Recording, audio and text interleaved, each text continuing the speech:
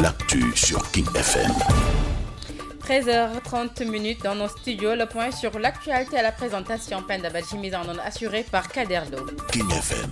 Le parquet financier de la France veut un procès contre l'ancien président de l'athlétisme mondial, Lamine Diack, l'ex-homme fort de l'I2AF et son fils Papa Massata Diack risquent d'être jugés pour corruption active et passive et blanchiment en bande organisée si le juge d'instruction en charge du dossier suit le réquisitoire du parquet. Les pharmaciens du pays seront fermés le mercredi 22 mai prochain. C'est la résolution prise hier par l'ordre des pharmaciens lors de leur assemblée générale. Les pharmaciens s'offusquent de la grâce présidentielle accordée à Mamadou Diallo, condamné dans l'affaire des faux médicaments de Touba Belel. Deux frères et sœurs, Ndiogo Mboup et Aminata Mboup, ont été tués dans l'effondrement de leur maison. Le drame est survenu hier dimanche vers 19h à Yeumbeul Sud. Les corps sans vie ont été transférés à l'hôpital de Dantec pour autopsie. Football, Aliou Cissé dévoile la liste des Lions qui vont représenter le Sénégal à la Coupe d'Afrique des Nations 2019 le vendredi 31 mai prochain. Selon un communiqué de la Fédération sénégalaise de football, le sélectionneur va dévoiler sa liste lors d'une conférence de presse. Et puis au Mali, 2 gendarmes, 2 douaniers et 2 chauffeurs ghanéens ont été tués par des hommes armés dimanche nuit à Kouri, une localité située non loin de la frontière avec le Burkina Faso dans la région de Sikasso. Un extrait du festival Ya Salam.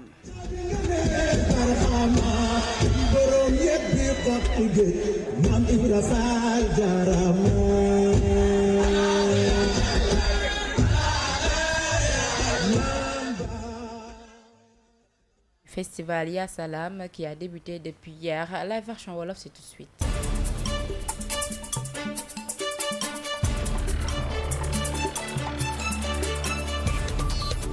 Yéen a ngi déglu King FM ci 99.4. jërë ngeen jëf ci teewlu bi ci King FM Dakar 99.4 xibaar yi ci tënk ci kàllaamay Kocc ñu doore ko wax ci parquet financier bu France moom nag li mu bëgg rek mooy ñu daal di amal procès bi ci kaw kii di ancien président bu athlétisme mondial di Lamine Diack ak kii di doomam di Papa Massata Diack loolee nag bu dee juge bi topp na rek li di charge du dossier bi rek dinañ risque ñu juger leen pour corruption active passive ak blanchiment en bande organisée. kuréel bi ëmb pharmacien yi nekk ci mim réew nag dañoo fas yéene tëj seen buntu ñaar fukki fan ak ñaar ci weeru mai bi ñu nekk loolee nag li ko waral moo di dañoo mer ba futu ginnaaw ba ñu gracier kii di Mamadou Diallo bi ñu condamné woon ci ay faux médicaments fële ca Touba Belel loolee nag ñu ngi ko xamle ginnaaw ba ñu doon amal seen assemblée générale ñaari mag ak rakk lañu yu ci turu Aminata Mboup ak Ndiogo Mboup ñoom nag dañoo ñàkk seen bakkan ginnaaw ba dal ba nekkoon seen kër daal di daanoo si seen kaw boobu la jëyee nag ma nga am dimanche démb yemook juróom-ñaari waxtu ci bëccëg foofee ca Yeumbeul Sud seen néew nag jot nañ ko jébbal hôpital bu Dantec ngir ñu rek daal di ci amal ab autopsie.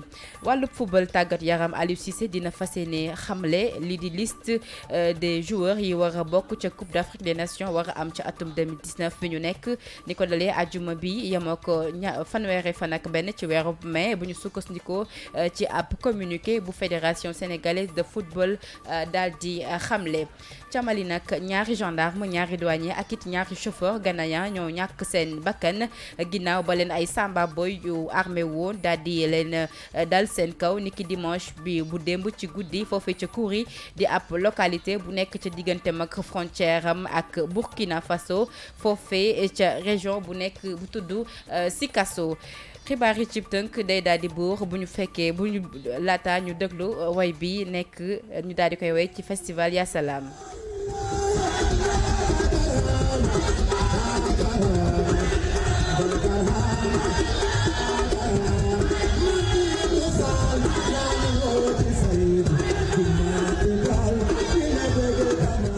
li moo doonoon xibaar yi ci tënk 13h30 moo jotoon ci suñu studio bi ñu leen di jaajëfal ci teewlu bi.